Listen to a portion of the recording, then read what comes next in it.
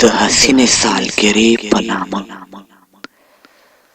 ګران سلام او له سلامه وروسته ستا د حسینې سالګرې په نامه دا څو د زړه دا څو د راز خبرې زما د ژوند د خاطرې په نامه.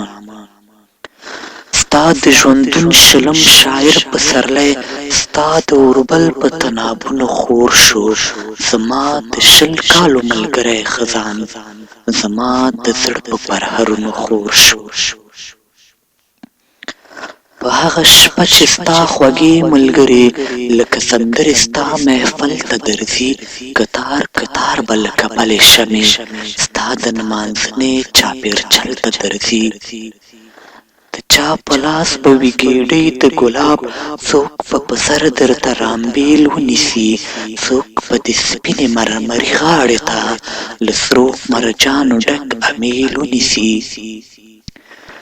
نجونې به ستا د جوړه سترګو په څېر جوړه جوړه غاړه غړۍ ګډېږي، پېغلې به ستا د پېغلتوب په نامه د ښایستونو په بلۍ ګډېږي. تا به په توره زرزري جوړه کې خپل جلالي سر پر زنګونې ښیوي، د یوه ورک اواز په تمه به یې لاس په د پاس په ټلیفونې ښیوي. خو هغه ورک هغه ټپ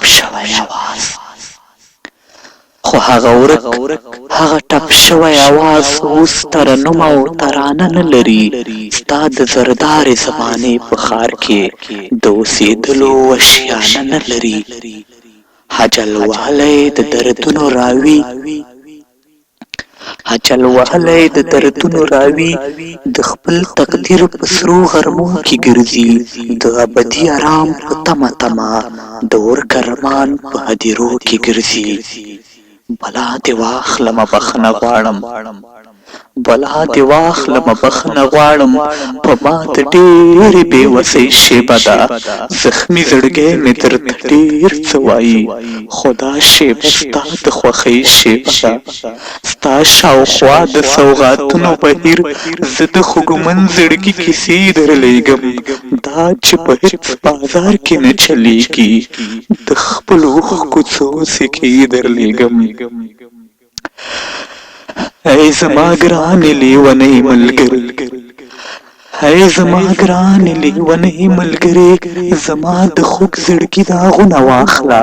ستا له شاعر یار سره هېڅ نشته دی، دا یو څو توري څو لفظونه واخله.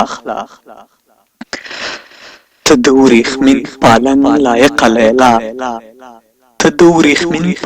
لایقه لیلا ستا تر قدم لاندې غمي خواړه دي، او ستا پیکار دی سرببری ملنګ د ده تر اړخ لاندې اڅخي خواړه دي. تا ته د ستا د ژوند روښانه پړاو له سندرې